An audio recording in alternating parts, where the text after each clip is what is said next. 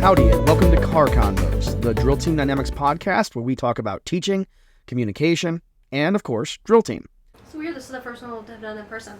This is the first one that we've all done in the same field. It's kind of weird. I think it'll be easier. I don't think we'll cut each other off as much. That's the dream. No, we probably won't cut each other off as much, but it's also going to be like... Oh, I was just going to talk at you. I said, like, in the past ones, we've been able to, like, just sit and, like, think about, like... things. No thinking in this one. I mean, yeah, still thinking, but, like, now you just... Dog! Lay down!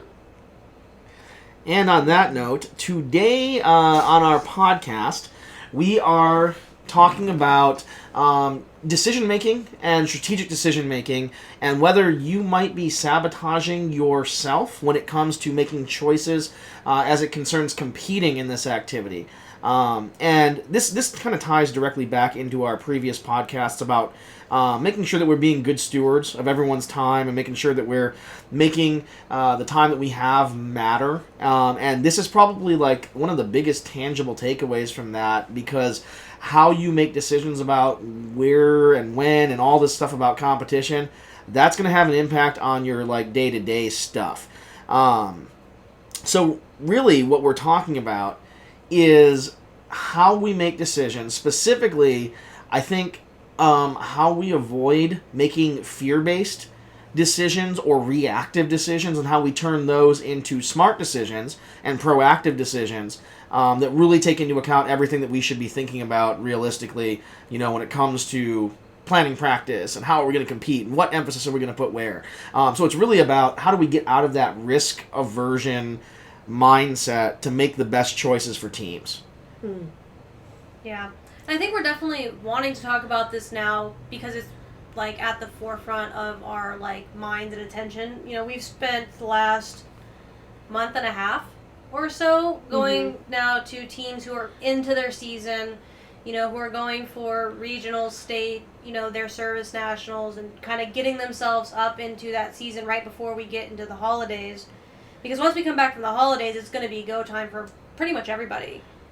And we've had to spend a lot of our time really talking about what's important, because I think we've seen that, like, this is just you're right before finals, the weather's changing. We've seen, I think, a lot of teams that are on the edge of, like,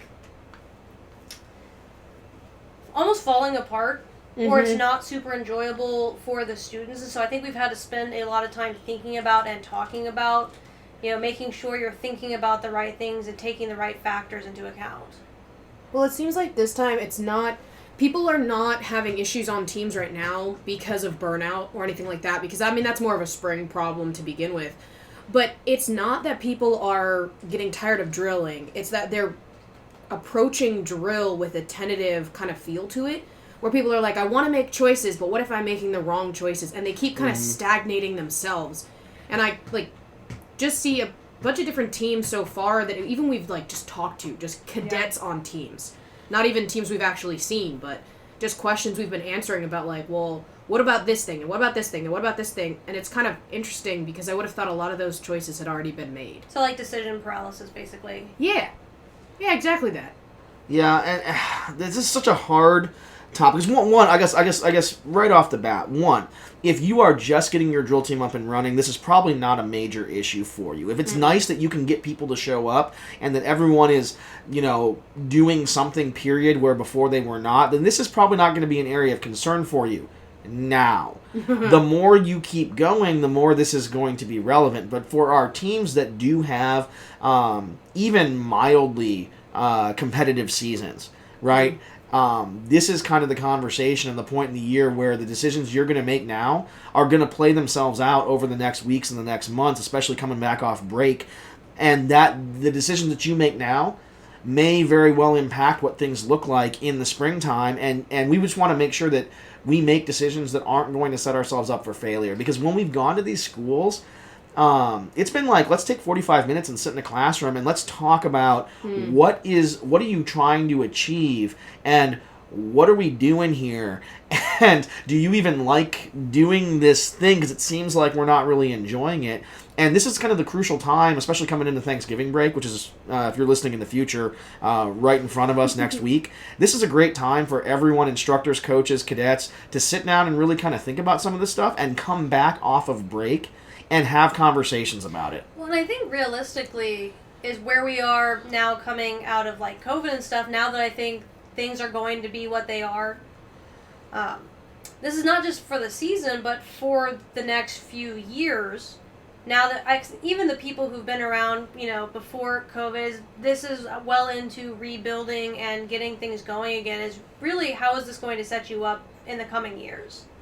And I think what this all comes down to, like we said before, is making decisions that make sense and that are not based on external factors that could be associated with, being risky when it comes to competition. So the biggest thing that came to my mind when we were started to talk about this is that humans are literally naturally risk averse. Like, as we've continued through the ages, the ones who remembered that snakes were scary were the ones who survived. So this is like hardwired into us to avoid taking risks and to look at things very cautiously and to overinflate in our minds negative experiences. What's the saying that the fear of loss is twice the joy of gain, and actually science has said that it's probably more like 5 times the joy of gain, meaning if you lose $20, you're going to feel it maybe up to 5 times as much as if you found $20 laying on the street. And so knowing this about our nature, if the things that we're about to talk about and kind of dive into, if we don't intentionally set forth to make strategic decisions, we will probably default to risk aversion. And when we default to risk aversion, as we're about to get into, I don't think that you can have the outcome you hope by avoiding all the bad outcomes that you could potentially get. I don't know that there's an end that you like if that's the sole driving factor for the decisions. So I guess we can kind of hop in and talk about what specifically in drill team are people risk averse to, and kind of how is that playing out, and kind of what can we do to avoid falling into that trap. I would say maybe not what can we do to avoid that, but why do we fall into that? And generally that comes from a lack of information. Well, and I think... and context. I was going to say, I think it's having also the right context. Mm-hmm. I think, what causes to begin with, right? I think most times people end up becoming risk adverse because a lot of times the goal is to win. Mm-hmm.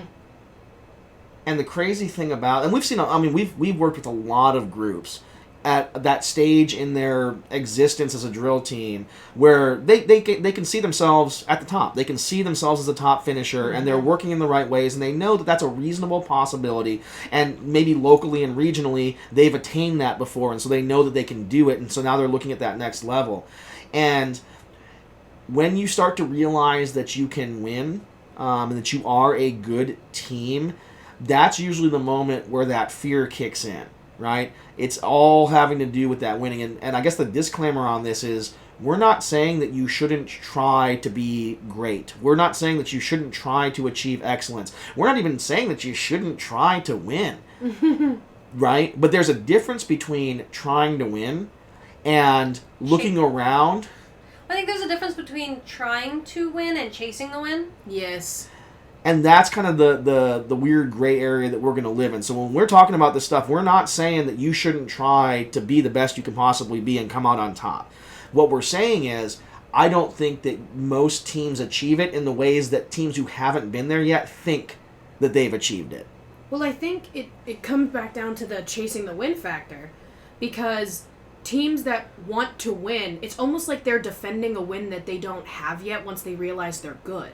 So that's where the fear-based thing comes into it, right? Because you're afraid if you make this choice based on this knowledge you think you have, then you could potentially cost yourself the win. It is, honestly, a lot of drill is accidentally, because I don't think people intend to do this, but it's like counting the eggs before they hatch.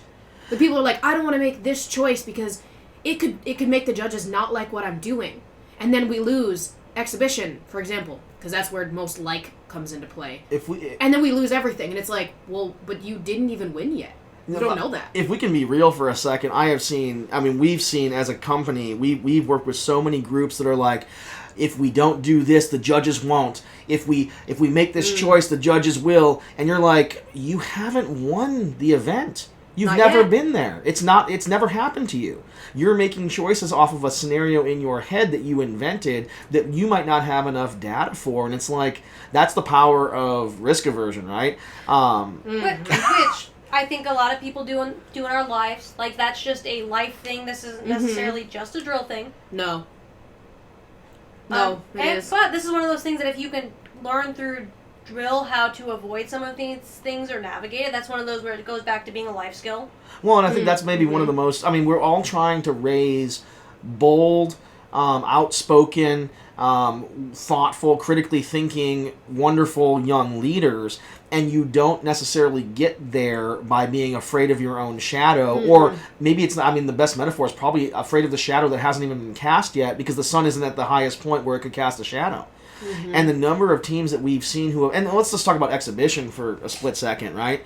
The number of teams who have said, well, that's too far outside the box. I don't think the judges are going to like that. Or they've looked at a portion of their routine and they've said, man, I really think that's going to go over poorly. And they've never put it out in front of a set of judges. And they haven't put it out in front of multiple sets of judges. And they haven't given it time to even clean up to the point where it's suitable to be put in front of judges. That's a big one. Or they haven't gone out and looked at enough exhibitions and where they do and how they're received to know. Because if they did, I think what people would realize, and what we try and get people to realize, is that risky, quote-unquote, risky routines or routines that are out of the box don't, for the most part, do poorly in a competition venue, or we personally, like we, the coaches or instructors who look at it, end up really disliking the routines that are out of the box and doing well, and then our personal feelings get attached of, well, I would never do that. You see a routine and it's different than what the norm is in the area, and then you develop an emotion. And we've talked to instructors, and we've heard stories about instructors who other schools have seen a routine and had this visceral dislike, and so they go in the exact opposite direction without regard for maybe how well it is doing competitively. But like we've seen teams that like have like played patty cake or like slapped the ground or like literally done like jump splits or actual splits who place well. I know I heard of like a tandem in like Florida or whatever where they like pretended like got their phones out and took a selfie, and there were people, oh, it was the kids these days, but they won. And it was probably a really hype moment for them and for the people watching them. And it's like, if we start to pre-assume what judges... First, I won't even go there. If we assume that the word judges, that there is a such thing as a group called judges, and that this is not just a bunch of volunteer, nice military personnel who are giving up their Saturday to do community service, if we think that there's a group called quote-unquote judges, that's going to be the root of it. So part of it is like, we can't, and we be very careful about how to talk about this. When you say judges, who do you mean? Which judges? Because they're always changing, and it's whoever's available. And even at the highest levels of competition, only a handful of the 20 or 30 are mainstay, repeat people. Everyone else is rotating in as they can. So, like, first of all, there is no group of quote-unquote judges to talk about disliking something. Well, I think realistically, and what people are really... What's really happening is actually the event hosts. I think by and large, when you're like at the local stuff where you see those teams who do outside of the box stuff do really well that maybe wouldn't do well at a higher level, most of the times when those outside of the box teams do well, there's very little judges brief, or there's very little oversight with the judges. What we've seen. Yes. Yeah. Judges like weird things. Because they don't know what they're looking at, because even armed exhibition that we're doing at the level, like at the high school level, is so different than what you would see from the service, from the service drill teams. And then obviously unarmed exhibition isn't done in the military at all. No. The judges don't really have most of them. It is probably a myth that things like, what do we hear? Cheerleading, patty cake, and dancing, right, for the unarmed exhibition. Yep. oh, the judges don't like that. I don't see any data to support that the judges don't absolutely dig it, because no one's told them, quote unquote, what this activity is. I think at the end of the day, as long as you're doing it at a passable level and it's entertaining, the judges, the people judging, at a base level, when they're entertained, score them well. Because clean is the best hype, right? Clarity is the best hype. If you're doing something well, it's clear that you practiced it. It's clear that it means a lot to you. Even if you have questionable concerns about the content of what they're doing, you gotta give it to a group that's good at what they're performing. And so I think realistically, when people are worried about the reception that the judges are going to have, is really they should be looking at whatever the venue is. And like when you get to meets that have more judge oversight, is actually get to know the people who are running the meet.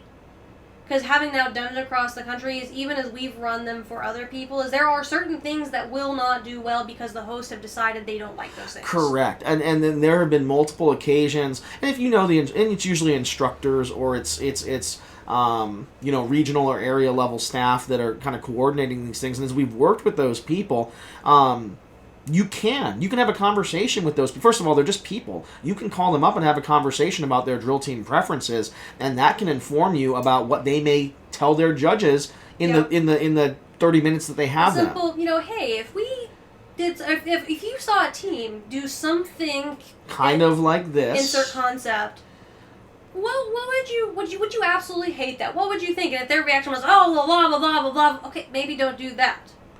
If there was an indifferent reaction. I think so for us is we're a little bit more likely to take risks or do things that are outside of the box, because I think what we've learned, having been all over the country, having talked to lots of people world, all over having talked, I guess now world, now that Chino and Eric have been to Japan, having talked to a lot of judges, having judged ourselves, having briefed a lot of judges,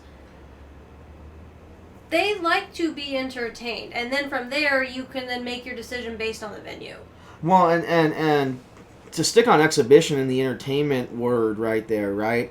For me, and if you're listening and don't know, I have a fairly deep performance background. I was a musician while I was a driller in high school, and I had the opportunity to perform, in front of really, really large venues post high school in marching music. And so the thing that's always stuck with me, especially about exhibition, is that it really is about performance, and it's about entertainment. It's about connecting with an audience. And in this case, it's your judges, but it could also be the people in the gym. It could also be your teammates on the sideline or the other teams that came out to watch you do your thing, right? And the thing about the risk aversion inside of exhibition, and this is fascinating to me, because having worked with and pleaded with, in some cases, some very strong competitive groups to please do something that's going to set you apart, and please make something that's going to make you memorable and that's going to have your voice to it, not someone else's. And when they fail to do that because they're scared, because that's going to be different than what's out there in the competition field, the performance quality always suffers. They never are able to perform with that boldness and that fearlessness that's required to have a great performance. Because to be a great performer, it's really about being vulnerable. It's about knowing you could make mistakes and going for it anyway and trusting your training, earning the right to trust that training. It's about getting out in front of people that know what you're doing and can form opinions about you, and choosing that that's not the most important thing that's gonna change how you do things. But what I've seen in these teams is that, and this is very it becomes very mechanical. This sounds all hippy-dippy and baloney, but it's very mechanical. When you get out in front of people and your drill team mindset has been about defend the castle, which you don't even have a castle to defend, and it's been about, I can't do this because the judges aren't going to like this, then when that double comes up in the routine, you're going to pull the punch just a little bit, because in order to commit to getting that rifle out of your hands with the perfect amount of rotation is going to force you to be bold in that moment. And if the mindset is conserve, conserve, conserve, defend, defend, defend, you might think that the worst thing in the world is you dropping that rifle.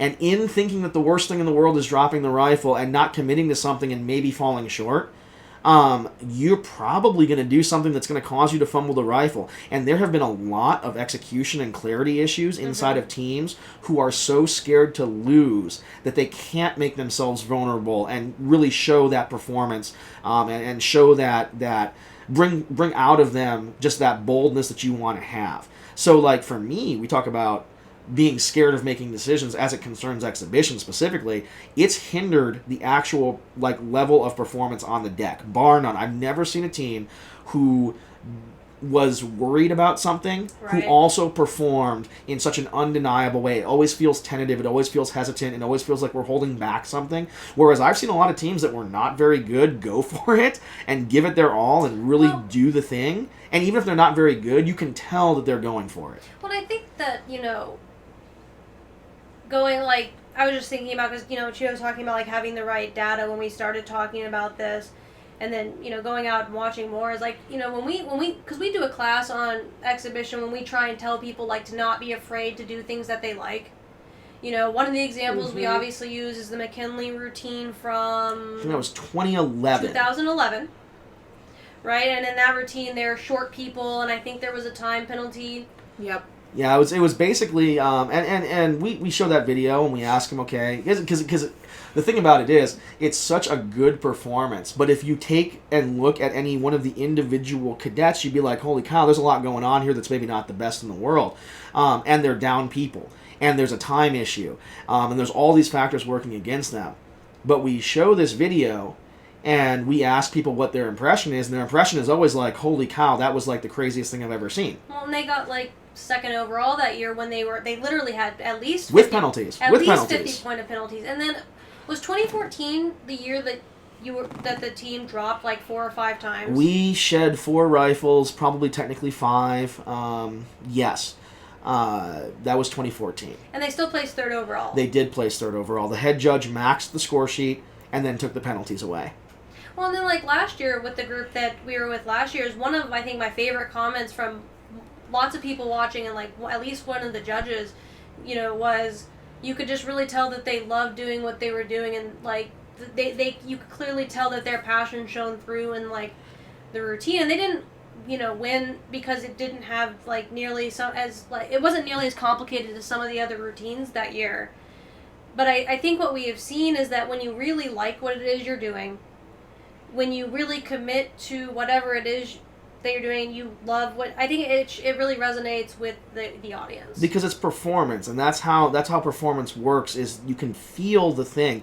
And I think if you're scared to make those decisions and to find your voice, and you think that and it's competitive factors, the SOP or the score sheets or the judges, quote unquote, as if there's a group of judges. Yeah. When you start making decisions to appeal to such a narrow, maybe non-existent audience, you stop appealing to the larger audience, which is anyone that could possibly watch you.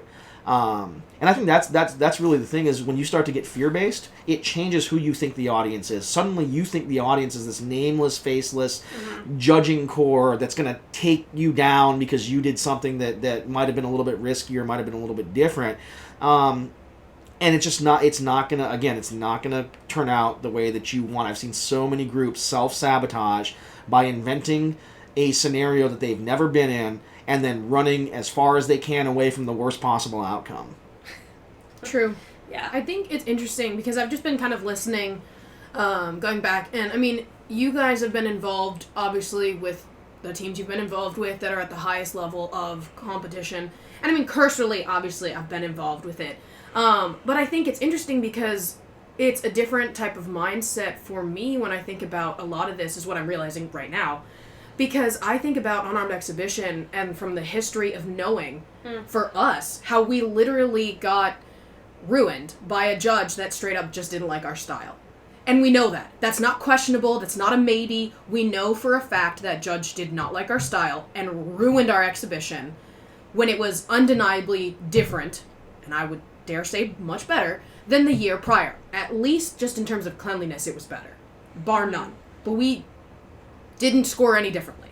No. And I think, so for me, it's interesting because I kind of take that fear-based approach in a different direction, not just, well, okay, it's ruining you from winning because you become hesitant about things. Because, I mean, in unarmed, you can't drop a rifle, right? So, I mean, you can fall. You can slip and fall. That's when you can slip and fall. fall. Especially in the one room.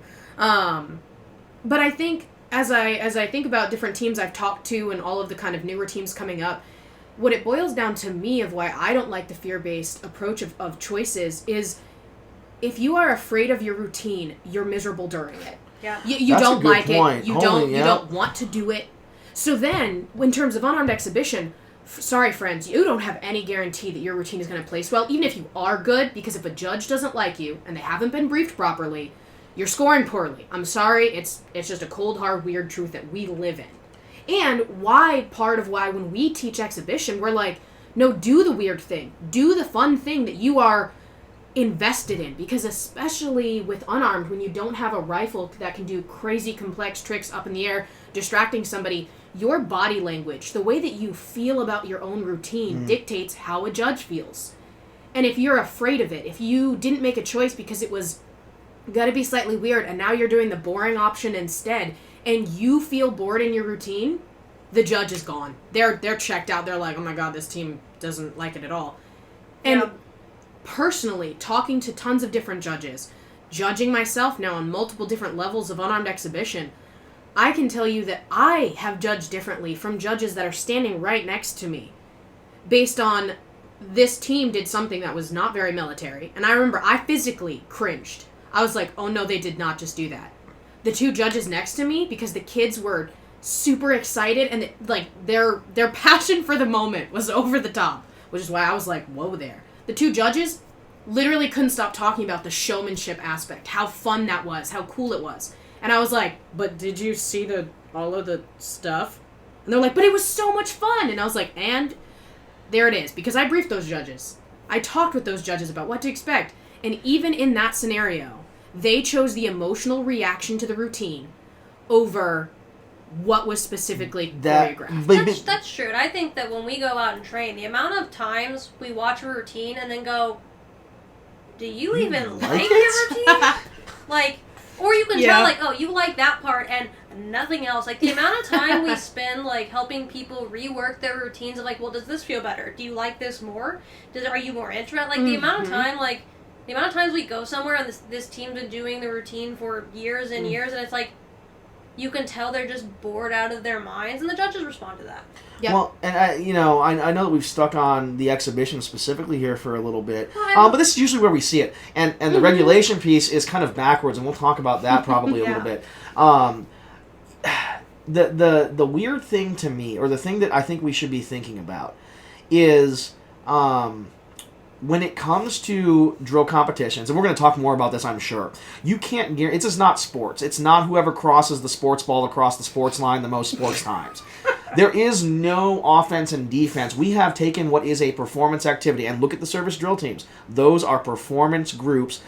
Their thematic message is the United States Air Force is the superior, dominant air power in the world. And when you watch their performance and listen to their announcer, you say, wow, they work really good together, our Air Force. There's a performance message coming through. Right. That's like the point. When you watch the Army and they do the daring overhead toss, you're like, man, our Army is daring and wow, right? That's the whole point. They even like say it out loud. And so when we're talking about exhibition drill and we're talking about performance, if you can't guarantee in our weird activity that you are going to win, and you can't, especially in exhibition. Ooh. The judging is far too subjective. Half the time was it good, at least on the arm side, was it good and did they drop rifles? And then secondly, did you like it? And did you like it is such a catch-all nothing category that no matter what happens, it's always... So you can't chase a win in exhibition. But you know what you can chase and achieve? And here's the thing. You can't control if a judge is going to like... To your point, Cheeto, if the judge is going to like your style. But what you can control is making moments for the students on the team. You can plan effects, and you can execute them at a high level, and you can guarantee that if you do that well, and obviously it takes being a smart designer and then training hard to get the achievement level, you can guarantee what's going to get clicks on YouTube, and you can guarantee routines that people will talk about when they're at the drill meet. Oh, did you see so-and-so? Yeah, that routine, man, that was so cool. Judges record it instead of judging it. Right? You can control making moments. An exhibition is about making moments. If I can't control a win, which, by the way, it's so funny because we have conversations in our Coaches Network all the time. We'll post videos up, or somebody will post a video, and the first question is, it's always, I love that routine. Where did it place? Because no one remembers and no one cares. No one remembers, but you're going to remember such and such team when they did such and such cool thing. The secondary question is, oh, where did they place? And that's just kind of an interesting thing for your own benefit. Yeah. You can control making moments, but you can't make moments when you're making decisions out of fear about the content of a routine. Because at the end of the day, making a decision out of fear is going to skew you inside and going to skew you into the more boring and more dull. And if you don't love what you're doing, you can't make a moment no matter how well designed it is. So I think because I think we're about to move on to something else. I think before we do, I do just some things that we've seen, having worked closely with a couple schools now, and just kind of been watching, being around the country and seeing what's doing well. Some things I think that I just want to say some things that we've seen that people are afraid of that maybe they shouldn't be afraid of. Yes. Let's speak the fear so we can dismiss the fear. I think the first one for me is we've seen some of the older competitive teams sticking on lower numbers of people for exhibition to minimize the risk of drops or mistakes. I can run fewer people cleaner, so I think I'm going to do that. And I think when we've seen now, teams that do that end up having smaller teams, end up excluding newer members at practice because they get less focused because they're not in the routines. I think, therefore, when there's less people involved, the vibe of practice is usually not as high because not everyone feels useful. And therefore, then when you go to competitions, less numbers, I think, have gotten to a point where they feel very stale. And I would add to that if you were going to run, and this is me as an armed exhibition or hybrid exhibition designer talking, right? If I were to make a design decision to run 9 people, those 9 people are doing triple over the heads.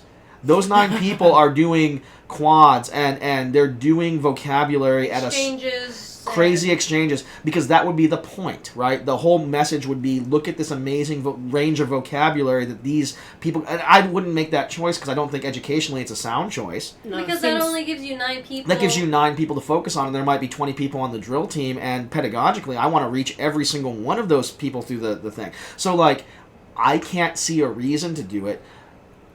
It seems like it's going to be the smart thing to do. But we've seen now, over the past few years and around the country, is that judges are responding better and better to more people because they're like, wow, this is really impressive. Look how many people are involved. When you get more people involved, your team starts to collaborate more because now more people feel like they have a voice to collaborate with. The vibe comes up, the joy comes out. Therefore, when they perform because they like doing it, that goes up. Well, and judges are also just straight up don't have the eyes to catch the level of cleanliness that we as drillers might see in other routines. Even the 12 versus 9. Even the instructors out there listening, if you spend a little bit of time around your drill team, you're catching things that the judges aren't going to catch. So, you've seen the routine. You've seen the routine, and you know when they've made a mistake and when it's off alignment or whatever. So yeah, I think definitely. I think that's big fear is numbers. Yeah. And then I think the second thing that then holds people back from getting bigger teams or doing bigger teams is, not everyone can achieve at the same level. And I think that the second thing is people feel like everyone needs to do the same thing all the time. And that's where, and I think that, what is drill team? Drill team is doing the same thing at the same time, unless you go back and look at the service drill teams, and there's multiple components happening at different times all the time. And, and this is one of those things that we would encourage, and we do encourage people, if you have a sequence that not everyone can achieve, you can make a version that is achievable for the experience level beneath your standard driller. So and we've not seen judges respond poorly to, first of all, if everything in your routine is in unison. In other words, everyone's doing the exact same moves at the exact same time. First of all, that's just poor design, right? We want things that are dynamic, and we want to use unison moments as a statement that we have. That you can, but it's not the only thing. Yeah, you do have a range of things that you can do. It shows depth and intricacy. But there's no universal judge's handbook that says if a team has a split part for each sequence that their younger or less experienced ones can execute, and it lines up really well, and it complements maybe the base sequence that it's built off of. Or on the flip side, that if you've got more advanced people, is they have a more advanced sequence on top of it. Let's differentiate it up. And it comes back down to when have you ever listened to a rock band that was just drummers? Music. Yep. When have you ever listened to an orchestra that was all violin players playing the first violin part? First of all, that would be insane and boring. Well, and this goes for unarmed teams. Is we don't have rifles. We can literally make noises with our bodies in 100 different ways. Yep. And there's so much music out there that's multi-layered that you guys should be going out and finding stuff that you like to listen to. Go ask your school drum line for 30 seconds of a beat. One squad takes the bass drums, one squad takes the tenors, one squad takes the snares, and you're creating something compositionally that's sound, and as long as it, can be achieved and doesn't look silly, there's nothing saying that you have to have the same stuff and content in the routines. That's a really good point. So I think those are the two big things: is small numbers for fear of mistakes, and then not going to bigger numbers because you feel like everyone has to do the same thing, and therefore it's kind of gatekeeping because, they can't get the... And it's going to depend on the people that you're not focused on attaining the skill for some reason. So you either have to dumb the routine down to the lowest people or keep the lowest people out because they can't... I was going to say, and then your advanced people are bored, and that's not great for them, right? If you went to your band right now and asked who the lead trumpet player of the jazz band is, they're going to point to the guy who can scream on the trumpet. Right. That has that skill. You don't want to make that person play junior high literature because your worst player just started in there at a junior high level. That doesn't make any sense, right? Yeah. And then the other thing with exhibition, the fear thing, I think is the style thing. If I do something outside of the norm, it will be perceived poorly. But we've talked about that. Yeah, and we kind of unpacked that one. So I think at least if we know and can think about it, we can choose to go a different direction. And there's a fourth thing, but I think we're going to talk about that all at once, is then what the actual numbers say and what the data says. But we can talk about that as a chunk at the end. Well, this covers all of the why. This is why do we have the thoughts we have? What have we seen in person? What have we lived through? What have we gone through? This is why people make those decisions and where it stems from. Yeah. So I think the next piece of the puzzle is moving into... the regulation-based events. Yeah, we have to talk very brief because I think it's a much smaller conversation about regulation in a way, which is very interesting. We were talking about this as we were getting prepped to do this podcast. Historically speaking, people are incredibly risk averse in exhibition across the country, but teams will do some really risky things in regulation and color guard because they think it makes them stand out, and it's like. Regulation and color guard is the place where I would tend to be as risk averse as possible when it concerns performing what the manual seems to show you and tell you. Okay, so because I've been thinking about this, and again, we looked at a lot of numbers before this. I did a lot of pulling scores and stuff from the past 23, basically all the way to from 2000 to now. Which is somehow 23 years. Ouch. Yeah. Oof. But and we're gonna basically. There was a time where, at the highest level, there were two exhibitions. There's a squad exhibition with smaller numbers and a platoon exhibition with larger numbers. Well, I think because of that, a lot of the focus went to exhibition because... mathematically, it's 2 out of 5 events. It's not 1 out of 4 events. Well, and if you could find videos from the 2000s, the skill level was also incredibly, incredibly high. Even in the 2000s. Going back to those early teams, your Churchills and the like. The armed and the unarmed Yep. side. The unarmed was fast and clean and right. The armed was doing really complex things that you look at today and be how did they have that timing? Right, and so I think when there was so much emphasis on exhibition, I think that bled over to the regulation. Well, and you started seeing teams do things because they were trying to quote unquote look good to who? To the judges. And because everybody was doing that, I think for a long time, all the way probably up to before COVID. If most of your competitive teams are deviating significantly in some way from the manual, then you just have to choose from amongst them who is the best achieving team, right? Well, and then when that bleeds back to your local level, when you're at a local level, a lot of times you don't have judges who are DIs or drill sergeants. You just have people who are recruiters or do whoever. not know the manual. Or in college. College cadets, yeah. And so I think then when you go back locally, so many times these people are just so impressed at the level of execution that it doesn't really matter what is done. Yep.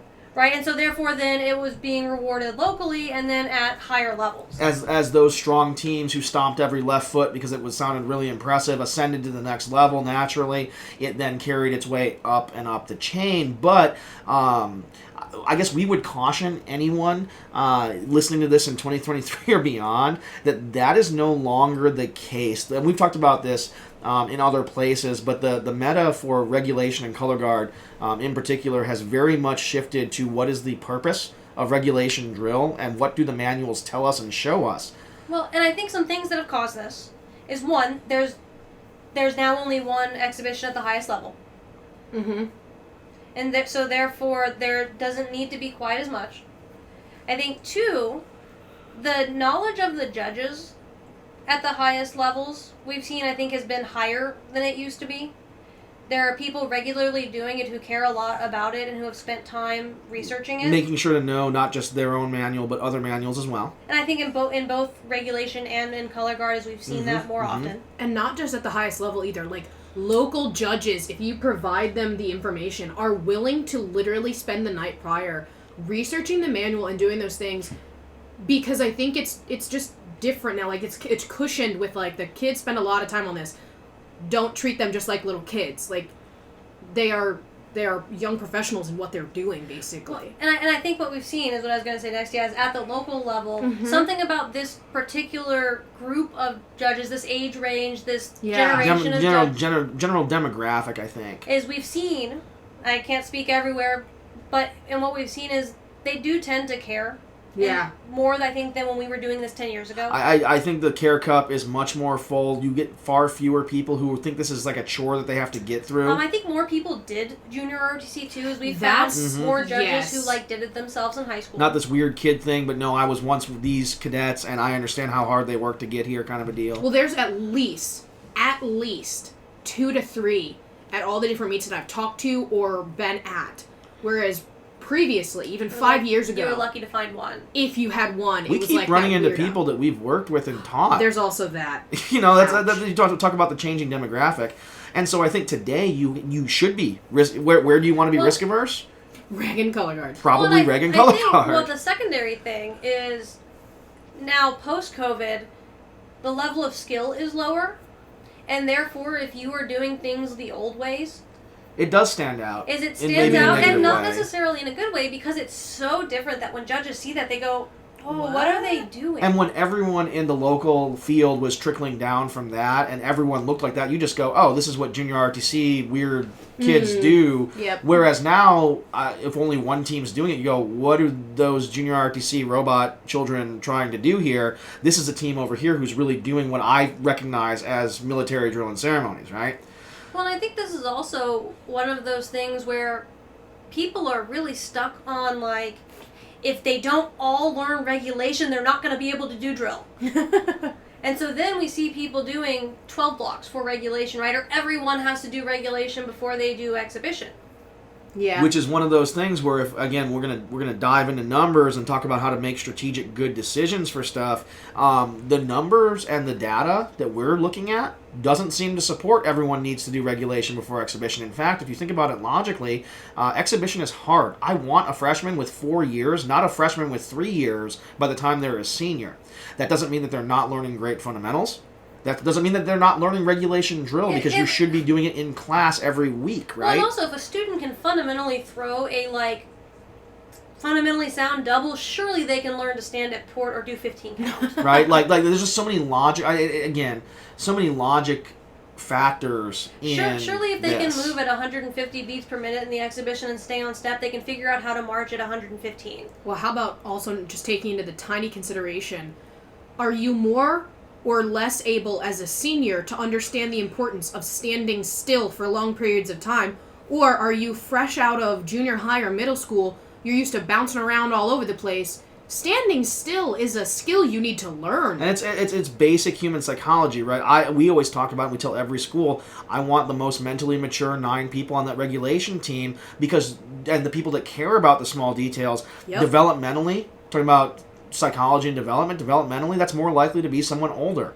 And there are exceptions, of course. Yeah, and of course. It's not the standard. But we're not looking to train every single person to be competition ready in that event. When it comes down to it, I'd rather let them, work out their fidgetiness on exhibition. And in a place and time when people are struggling with numbers, part of that's probably because you're making everyone do regulation and so they're bored, is we'd rather let the people who are new and maybe not all the way bought in spend time doing something they like.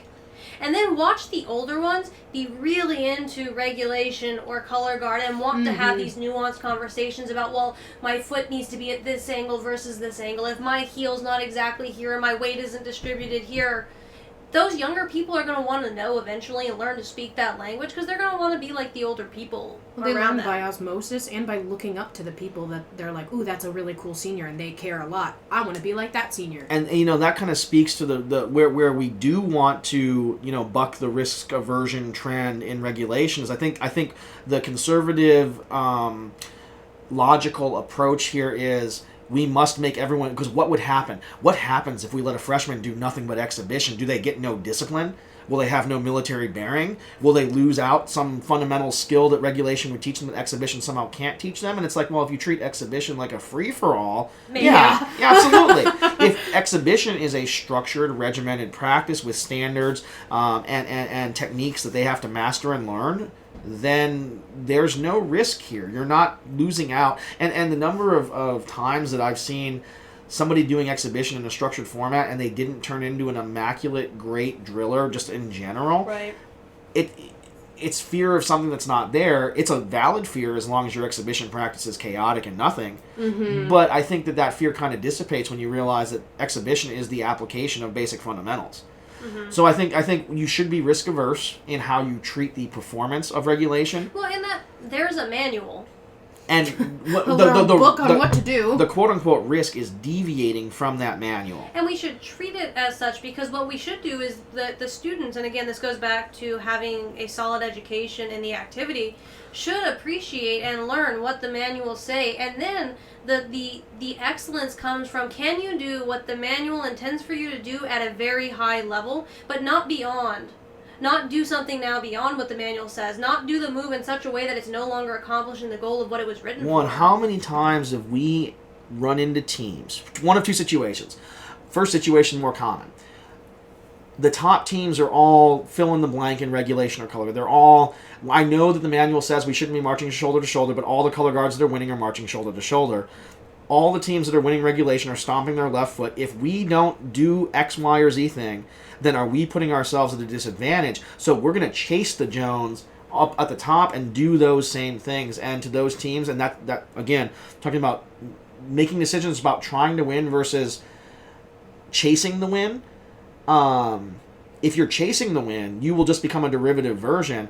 Whereas I think what we tell every group is, listen, they might be winning not because they're slapping their foot on the ground. They may be winning because it's clear that they are more well-practiced and are a stronger drill team. You've miscorrelated some sort of factor here, and we're going to get into that. You've miscorrelated stomping every left foot with winning, when the reality is, if you were to work and achieve at the similar excellence level, that you might get the nod. Because you're doing what the manual tells you to do, and the only reason they're getting the nod is not because of these weird things that you think are the reason they're winning. It's because they're just doing it at a higher level than you, right? So I think to those teams, that's don't chase down things. Don't feel like you need to chase down something wrong in order to get that win, because ultimately if you focus on great fundamentals and do it right, you're probably more likely in the long run, and we've seen this, you're more likely in the long run to succeed. But then to the other side of the coin, which is we win and we dominate this area, but I know that we're doing this wrong. And we've seen teams get so hard locked into their way of doing something incorrectly because they believe that the reason they're winning is because of these deviations from the manual, and you just have to wait for a team to unseat that group doing it correctly. But it's very hard to convince someone. We as adults have a responsibility to not let the students get to that place. We were somewhere recently where we were doing a what does the manual say class, and we told them what it was. We sent them off in their groups, and one of the groups was not doing it. And I went up and said, hey, we talked about this. And they're like, well, you see, when you leave, we're just going to do it the way we were going to do it. To my face. And, I had to basically be like, okay, I understand that, and that's fine. However, you have people in your group who are not from your school. So I'd like you to, do this for now while we're here. Mm-hmm. And, they're like, well, I'm not going to do it when you leave. And I was like, that's okay, but please do this now. And they were finally like, well, if that's what you want me to teach, I guess I'll do that. And that was so contentious, and that was so, just in terms of, like, the learning environment, is that student now is so locked in, is how is that going to carry on to the rest of that? We're doing students a disservice when we let them get that way. I think, and this is to the instructors out there, I think if you let your students get emotionally married to any particular way of doing drill, and we tell groups all the time, when it comes to and this is the kind of thing we talk about, is like, listen, don't get attached, because we might find a better way. We might not even like the better way, but don't get attached, because we'll do whatever is the best thing that we know to do. What we're doing now, 10 years from when we started this, is so vastly different. But that's the skill set that will take you far in any walk of life, is being able to be adaptable and put aside your emotional consideration to choose the best outcome and the best decision. So, like, instructors, as you're listening to this, you have a great responsibility to not allow your teams to get emotionally married to stomping their foot on the ground in one phase of drill. That would be doing such a disservice to the mentality and the growth of that student, where drill can really teach us to be adaptable and to overcome, which is, again, how did we get drill in the country? It was to make us adaptable and to overcome. And so I think now going to regulation is the two things I think we see that people are afraid of and then driving it. So number one is I think people are afraid that if everybody doesn't learn regulation from the beginning, somehow their education is going to be lacking. Mm-hmm. And I think that we found that if you have a well-rounded education program in general, and use exhibition as your base, again, not a free-for-all, but structured, regimented, system, is that you can pick a smaller group of people. And by the way, the numbers, we'll talk about the numbers at the end, support a smaller group of people doing well. Is you can pick a specialized, older, more mature group of people who will really, really like doing it. Because again, like we talked about in exhibitions, if you like Judges still respond. It's just performance. All we've done is change what the performance looks like and put some parameters on it. It's still performance. You can still exude joy if they like in regulation. And want to do it and will spend the time, like, learning the craft and loving it, it will show through, and the judges will respond to that. I think that's... even despite any mistakes or errors that they could make. Mm-hmm. And then I think the second thing that we see people is, well, if it's not the sharpest thing we can do, it's not going to do well in regulation. Well, and I think you have to look, and when you look at the manuals, not everything in the manuals was intended in its purpose to be the sharpest thing you could possibly do. Largely, drill and ceremonies is functional. It's supposed to be comfortable to do, not comfortable and it's supposed to be easy, but it's not, You're supposed to be able to do it for long periods of time, over a sustained period. I think the thing that we talked to, it's like teams do a lot of weird, uncomfortable stuff for right shoulder and left shoulder arms. They hike it up into their shoulders and they do all sorts of things because they think the point is to make it look sharp for the judges. And we always ask the question, like, why do the shoulder movements exist? It's a carry position. It's a carry position. Would you want to march with your rifle across Europe in World War II with it hiked up in this awkward position? No, probably not. So let's talk about how it should look then. I think that is the second factor, is like, if we think this is about being the sharpest possible team, we're going to make decisions out of fear of the manual not being the sharpest thing we could do. And that right there is kind of a scary thing. But I will tell you, and I don't want to say this to sound big-headed, but the group we worked with the last 2 years won regulation at every event they were at. So it wasn't just like one, like the top. It was like literally the groups that we work with now doing this. And we've seen it across the Army, the Air Force, we've seen it across all the services. When the teams who have adopted this mindset of doing what the manual says and then doing that well, and achieving it at a high level, have done, not always winning, but they have done very, very well at pretty much all levels. It's probably the one thing that we can say, if you were to approach it this way, it's like creating moments in exhibition. This is something you can control. You can control what it looks like and the level of achievement. That's in your control. This is one of the few guarantees. Like an exhibition, we can't guarantee anything, but the judges are responding very, very well to being able to look authentic, high-level achievement in a regulation and color guard setting. Mm-hmm. Bar none. So, again, that's kind of how it applies there. Color guard. And we can do this quickly. Yes. Because color guard is pretty much the same thing as regulation. Color guard is regulation drill. It just happens to pertain to the national colors and organizational color and 2 rifles. And I think that color guard, I think we can go straight to the fears, is the number one fear in color guard is that people want to do the thing that's the sharpest. Because most color guard competitions in the country have uncasing. And so you wind up, and again, when you talk about uncasing with the Army Manual, the guidance is existing. I wouldn't say it's clear. I wouldn't say it's terribly, like, you can't just read it and then instantly know every step along the way like you can with a lot of different things in the manual. But that leaves a lot of gray area, and so people then fill that gray area with, if I'm not the sharpest at doing every single one of these procedures, we will probably lose the color guard competition. Well, and so I think, for us, is it all was about, once we went back to what the intention of uncasing was, it made a lot of sense. Uncasing is not something, like, we perform it to be judged right now, like in competitions. It is not something you would do in front of audiences. It's not something that's supposed to be performed. It's something that you're supposed to do to take the cases off the flags and then also pay proper respect to the flags. Like, and then you go out and do the ceremony, or you do the show and go, or whatever. And then you go away, and then you would recase them where nobody can see you. So when you look at color guard from the aspect of what is the purpose and what is the function, you'd make different choices than if you were like, man, if we're not the sharpest possible team, we're gonna, this is gonna be bad for us. And I think that is where, I think people get really hung up on it needs to be the sharpest, but then you get people that, are maybe have an Army background, they look and they go, I don't even know what that is. That doesn't look like something in the Army would do. In the Army, we would do this, this, and this. So I think for the color guard, the same thing applies, is go back to what the manual says. Oh, yes, this is for all of our friends out there who are Navy unfurl, Marine. unfurl, twitch, unfurl, yes. unfurl, twitch. When the Army says to unfurl the colors, you unfurl the colors, right? Keeping in mind that the colors should raise evenly and that it should be a smooth process. But in competition drill, if we don't go roll, twitch, roll, twitch, are we going to score more poorly? No. And we would say Navy, Marine Corps, Air Force people, go find Army people who, know what it is and talk to them, because a lot of this is also because pretty much everyone who's not the Army has to do it the Army way.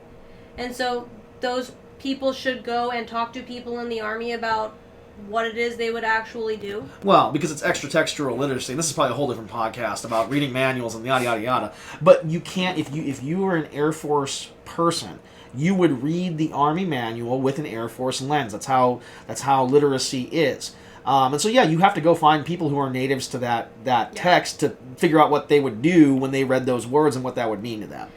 But you should read what the manual says. You should find out how it would be done, and then from there, do it to the highest level possible without it then going outside the context or becoming a completely different. Which would be a huge risk that we would definitely want to avoid. Right? Because sometimes it pays off, but we have found that when groups are equally sharp, the nod normally, usually, not always, but most often goes to the group that's doing it with proper context. And I would say that no one out there, not a single instructor, not a single coach, not a single drill team commander would say, here's a document that the United States government has provided with this procedure.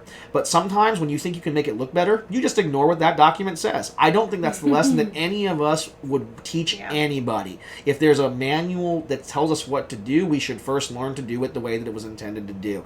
And unfortunately, in all those scenarios we just mentioned, because we're scared of losing a competition, we may be teaching the students the completely wrong thing. And you think it doesn't really matter because it's just junior RTC, color guard, competition. But these are the lessons that they're learning, right? So we have to be mindful of it. Yeah. So I guess this brings us to the part where we talk about how do we as drill team dynamics advise that others make strategic drill team decisions? How do we, in a coordination role or just in general as we're advising teams, how do we decide what is the best way to approach something?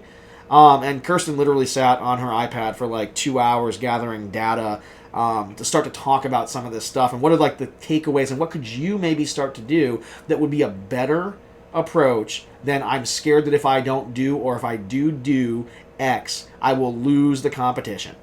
Okay. So first is, and we can do this in a short one, is deciding where you put your local needs in your value meter. This is huge. Ugh. Right? This is the battle that we fight with go schools so many places everywhere. and and they'll be like, well, here are our score sheets, and the judges said this, this, and this, but it seems kind of wrong, but should we listen to them? One time we were at a school, this was relatively recently, and they sent their score sheets over to us, and we're doing a video debrief so we can watch their video and correlate it to their score sheets, and we looked down at the penalties, and the judges have completely misapplied how the penalties are supposed to work. It was the normal one penalty should be 5 points.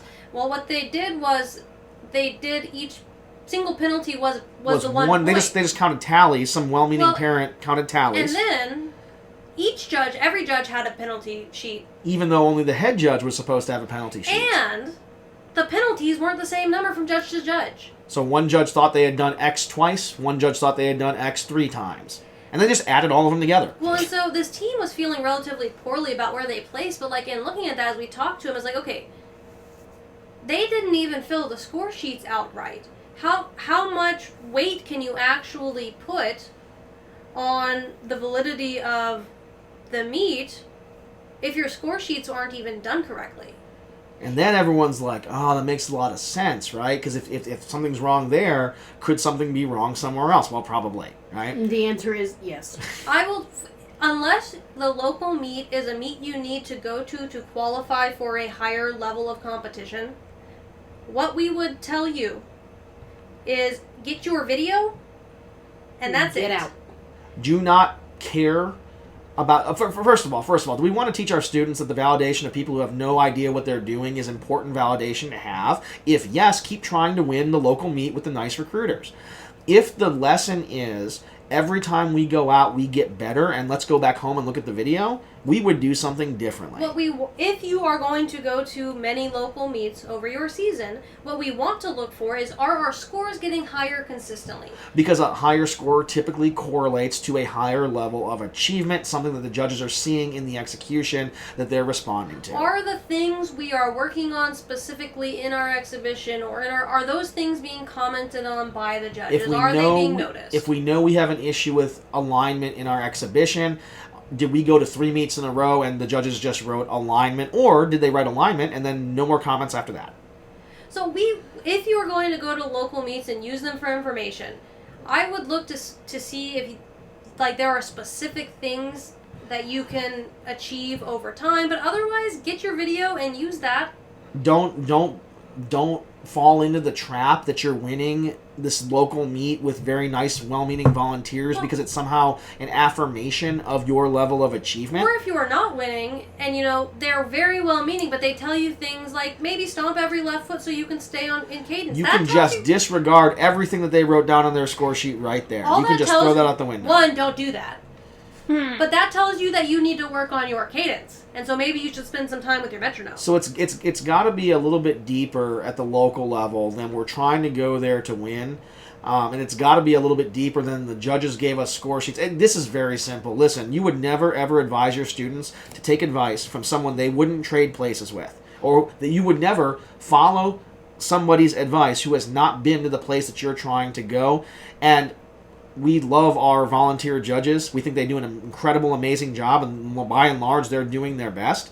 But this is the only activity in the entire that I can think of where the cadets are going to know more than their officials. Yeah, so I think for sure for the local stuff is don't take a lot of that to heart. Don't make major adjustments based on feedback you get at local meets. If you go to a local meet and you're trying the crazy exhibition thing that we talked about. If you are, because if you do a crazy thing and then you have 3 meets in a row where the judges are offended. Look for trends. We look for trends over time. One time of somebody telling you one thing is not enough to make a decision for us. No, if you're getting trashed in the same, one category over the same move, then maybe adjust that. But we never, one time is not enough for us to ever make a decision. Never, ever, ever, ever. Instructors.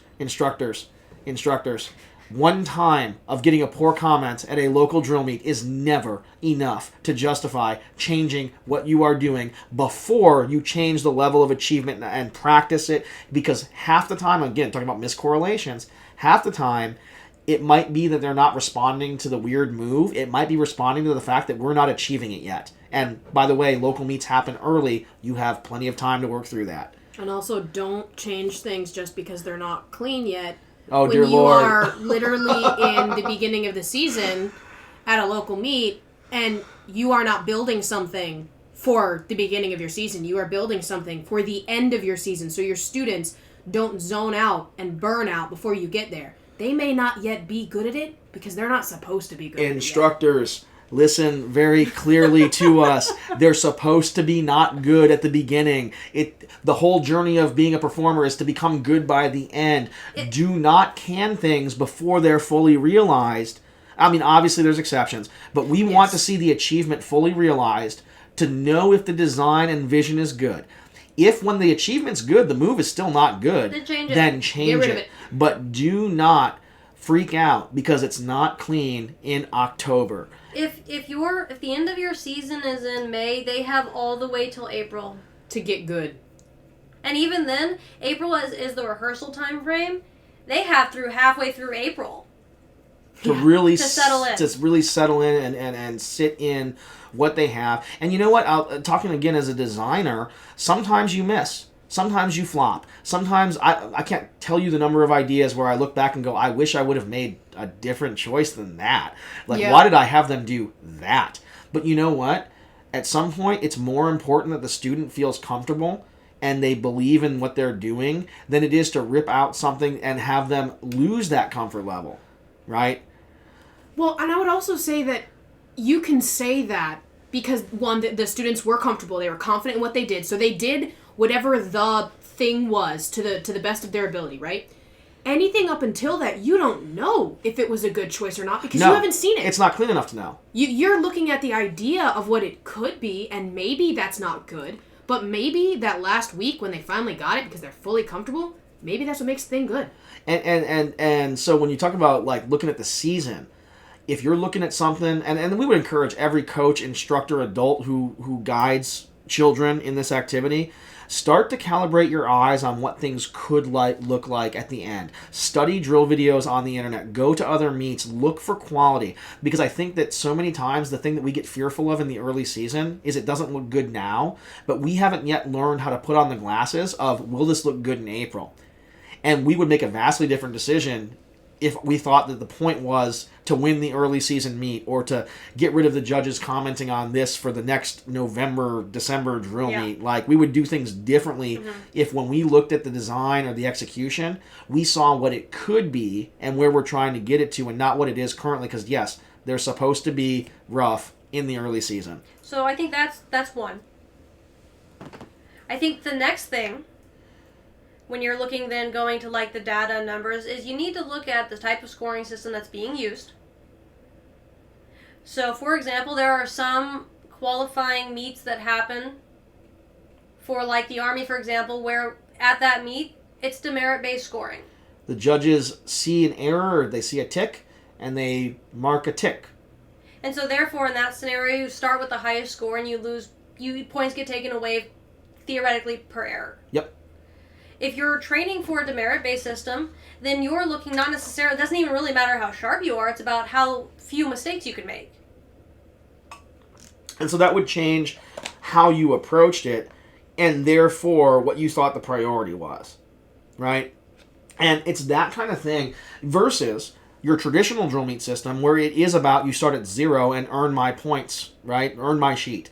When you would do things that showcase the achievement and showcase the hard work, those are the kinds of things. I mean, just changing how the competition is scored changes the decisions that we would make about every little piece of the puzzle leading up to it. Versus we see, there was a time at the highest level where it was trophy points, and we've seen other drill meets where they do basically percentage points or, a golf type thing where a certain placement correlates to a certain amount of points earned. In that case is maybe then you need to spend equal amounts of time on the event so you can do well in all of them. Because the team with the lowest score, if you get 4 first place trophies, you just won the meet. Right, or when it's the percentage, the percentage is then, the most amount of, the team that's gained the most amount of points total ends up winning, and in which case that still is score the most amount of points in the most events that you possibly can. Right? Different decision than if we live in a world with proportional scoring, and this is a whole different webinar. Suffice it to say, you would make different decisions if you looked at the math on proportional scoring. Well, and, so for example, if you're going to an event that has proportional scoring, one of the things you need to look at is how many judges there are going to be. Because that judge total affects the total number of points, affects the math that is done to get to the overall scores. You know, having 2 judges versus 4 judges is going to be vastly different in how the basically points inflate or deflate, mostly inflate in that case if there's 2. You know, and so one of the things is going into a drill meet is you need to find out how many judges there are going to be on the different events. And this is again one of those things for instructors and coaches and even cadet commanders, right? These are the factors that I don't think most people would think about, because most people think about how good is my drill team. But in reality, how good is the drill meet? How good is the meet, and how are those factors going to showcase or not showcase the drill team? Okay, so other things that you should look at is in what area of the country is this going to be in? Therefore, where are they going to pull the judges from? If you're competing in Texas and you know that the meet's going to be at Texas A&M University, you can bet that the Aggies are going to be judging. And when Aggies judge, we love it because they like some of the extra flares. You can get away with some of the things in regulation that maybe you wouldn't get away at other places. I will say this, right? You're talking about like the demerit-based scoring at the Army meet versus getting graded by Aggies at Texas A&M University. Your drill can and should look totally. Imagine a season where you had those in your season and they were both there. Your drill would have to morph to look a certain way to be as competitive as possible. Well, like if you're going to go somewhere in California and there's a high likelihood that you're going to get, DIs from San Diego. You know what to prioritize. Well, and as a team that's not Marine Corps, maybe you do more Marine Corps-like things because you know that's what they're going to expect to see. So you have to look at kind of the, to make the best decision. Which again goes back to the not getting married to one type of thing. You have to look at the meet because it may change. A solid competitive team may have multiple styles of regulation drill that they shift between because they've looked at these external factors. And they know that when they go to this meet, they have to drill this way, but then they can change and pivot, right? So we go back to the case of the student who gets hard locked into one way of doing things. Well, they lose... In being so fearful of changing, they lose the flexibility that would cause them to be competitively successful. It's not one way all the time, right? It's what's going on. Well, it can be, but you would need to know that your entire season is one way the entire time. You would need to know those things. And if you have no idea what any of what we just talked about is, then you probably don't have enough knowledge to be making a lot of the choices you think are hard-locked.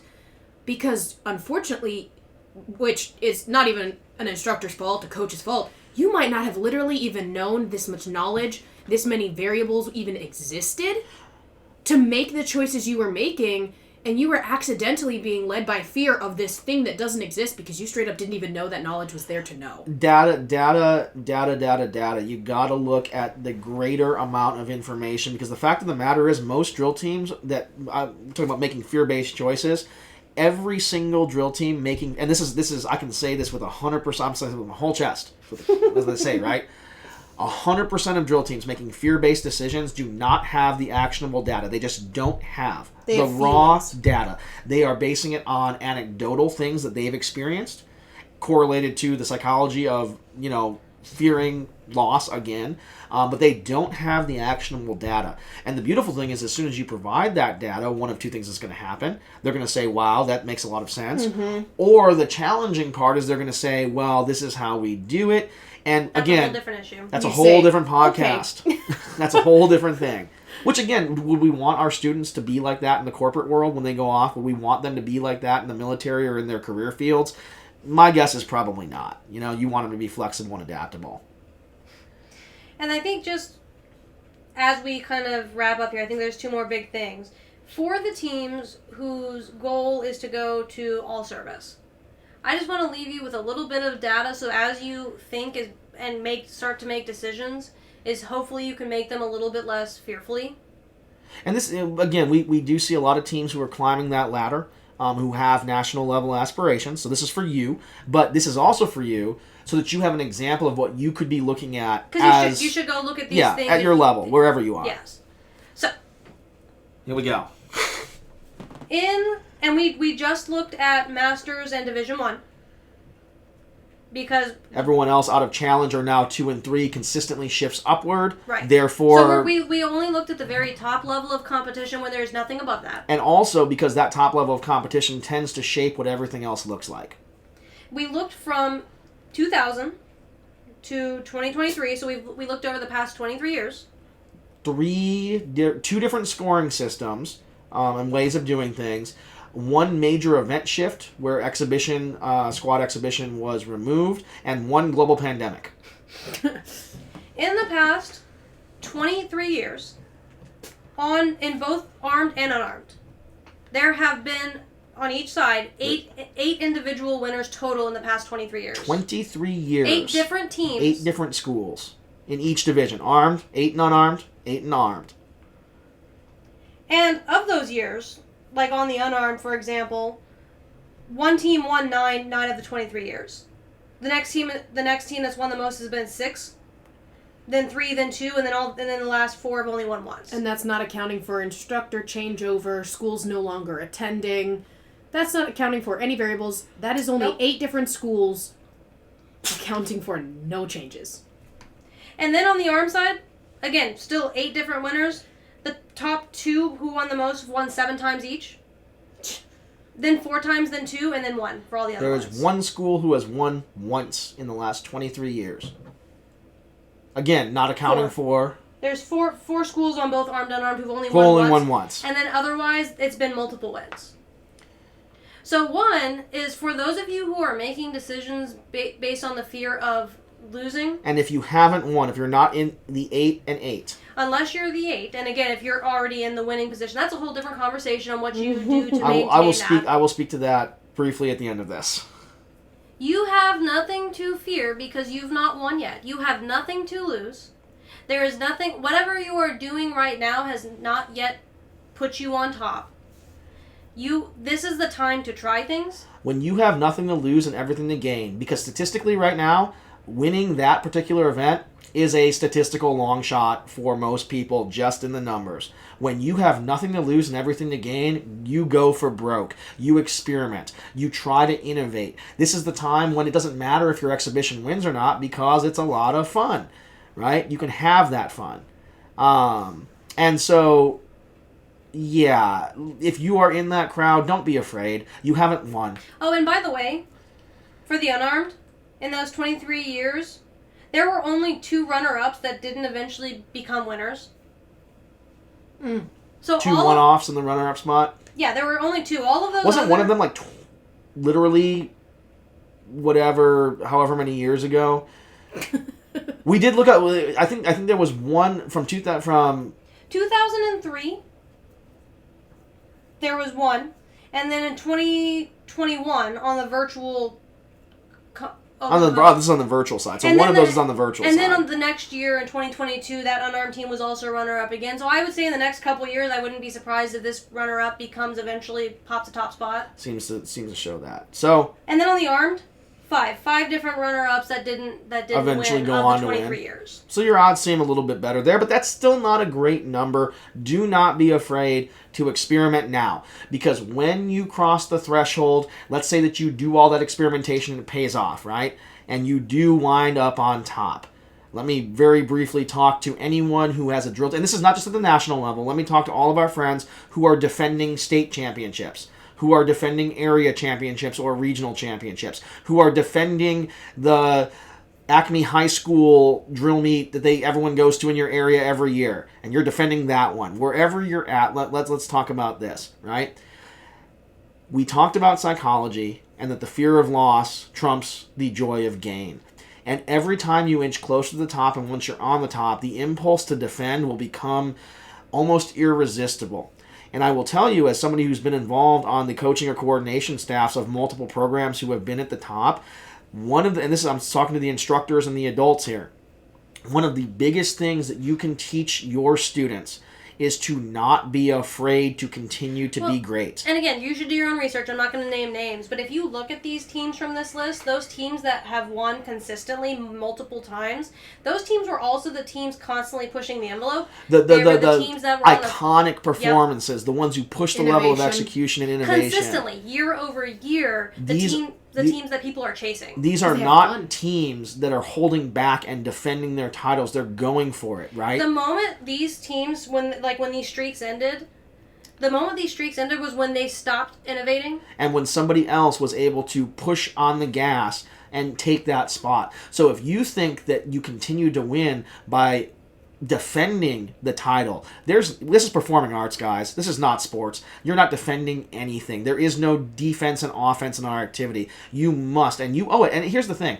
If you are going to be that good and sink this much time into it, then you owe it to the activity, to the betterment of drill team as a whole thing, to continue to use your skill and ability to push the envelope. That is the lesson that you will learn by being consistently at the top. So for the people who aren't on top, you have nothing to lose. And on the people Everything on top, to gain. There's no one in front of you. Don't turn around and fight. You keep running. and that's the thing is like, did you forget that the reason you wound up there is because you ran past everyone? Why would you look behind you to find out what you should do? Make decisions, and it's very scary. Again, why do people make decisions based on what's going on behind them? Because it's terrifying. We don't want to lose a title, but you know what? Honestly, if you never emotionally tie yourself to owning that title, you can never lose it. You have it for a year, Well, and again, and then you try to do the thing again. well, the other thing, again, this makes it less fearful too, is so many of these things are so subjective that there's no guarantee. Even if you were the best team, even if you're pushing the envelope, there's no guarantee that the cards are going to fall the way that you want them to. Even if you are at the top, if you tie yourself emotionally to how, like, what the trophy says at the end of the day, that's not going to be healthy, because these things are being graded by people, and even if some of these things like regulation should be objective, sometimes they just are subjective. Sometimes the judges make decisions based on how they feel about it. Well, and wouldn't that be really sad to have done so much work, so much effort, so much time, and then feel like it was worth nothing because you didn't win the trophy? That's you the don't kicker. have control over. Huh. Well, so we talk about the winners and stuff so that you realize that, one, there aren't that many schools that have won at the highest level in the past 23 years, so that you can maybe let go of that fear of defending a win you don't have. Yeah. But to really talk about the fact that the chances of winning are not high, and so when you wrap yourself up in winning, and when you wrap like your personality around that, or the success or failure of the season around that, is you're increasing the chance of all the work that the students put in throughout the season and the years that they spent there, basically meaning nothing, or not being able to look back on that with pride because they didn't achieve the win at the end. Yeah, it taints the entire experience with just a bitter aftertaste versus something that doesn't have to do that. It can be worth it even if you don't walk away with a trophy. And I think that leads us to the really, and again, talking to the adults that are involved in this activity. Because I think that if you're going to move this direction, and you are in any way, shape, or form collaborating, for example, if there's an instructor that works with the unarmed team and an instructor that works with the armed team, if there are multiple instructors who share the duties of working with one team, if you're a coach and you have another coach with you, if you, and honestly, honest to goodness, if you're a commander and if you have co-commanders or other leaders, which you probably do, right? Okay, I'm going to say like the end of it first so that you can be thinking about this, because it might be slightly offensive or maybe hit a little bit close. Here when we say this is okay, there's not a nice way to say this, but basically the goal and what we'd hope that you can get from this is to kind of get over yourself. Because I think what we've seen and what Matt and we're about to talk about is when you go to collaborate this, a lot of times we as adults, because this is very strategic and it can be a lot of fun for us to figure out the puzzle pieces, is we also as adults can get very emotionally tied to the outcome and to the process. And, you know, it can become a point of pride or a point of contention to the people around us and therefore the students themselves. And we see that, right? Everyone becomes like the leaders that they are around and that they look up to, and it's very easy for an attitude to bleed, a positive attitude or a negative attitude, to bleed from the top into the team. And so the thing that I think would help a lot of people is to watch how emotionally tied you get to this, to watch how prideful you get and to not let yourself get so big for your britches or let this become so much about you that you lose sight of what you're doing, which is facilitating a children's activity. And I think that's the heart check. We've had that heart check many times over the years. Mm-hmm. I think once you are, and again, this it's a real heart check, because I think for a lot of us, it does mean something when a team that we work with wins a trophy and does well. Or doesn't do well. Or doesn't do well. It really hits us because, we're you as the instructor, you as the coach, you as the commander, us as whatever role we're in. It is making yourself very vulnerable. But I think that's the heart check. You really have to look at it and say, is the reason I'm doing this because if I don't win, or if my team doesn't win, I will feel unfulfilled, or I fear the social ramifications, or I fear the talk that may happen, in the lounge with the other instructors when we're getting coffee. So I think Matt's about to talk a little bit about collaboration and what we hope to see going forward. But I just want to preface this with, this only works, and you're only going to be able to do this if you can get out of your own way, and if you can work to make this activity about the students. And it is about the students. We're dealing with a children's game, y'all. It's about the students and their experience. It's not about how... all of us have been through the ringer for so long that if you haven't gotten your accolades and your pat on the back by now, this is not the place for you. This is not where we go to get personal fulfillment as adults for the results of a children's game. So, I'm talking about collaboration, right? You got to have the conversation. You got to talk. You have to value collaboration. Whether it's no matter how involved the adults around the team are, you have to value that collaboration, because you have to send a unified message to your students. If there are 2 instructors or 4 instructors, if there are 3 coaches, we do this all the time when we come in together. It's like we do have to have conversations. Where are we on this? How are we going to approach this? What unifying message are we trying to get through? How are we going to act? How are we going to treat the kids? These are the conversations you have to have, and you have to be willing to have them, because these are the conversations which will shape the experience of your students, right? There are so many, and you know this, everyone knows this, so many of these students go home to households where the adults in their lives are divided on how to do pretty much anything. This has to be a place where the adults are unified in that, hey, we're trying to be as good as we possibly can. We may even be trying to win, but we are doing that in a way that's going to empower us to make bold decisions, be flexible, all these traits that are going to serve our students as they go off into the real world.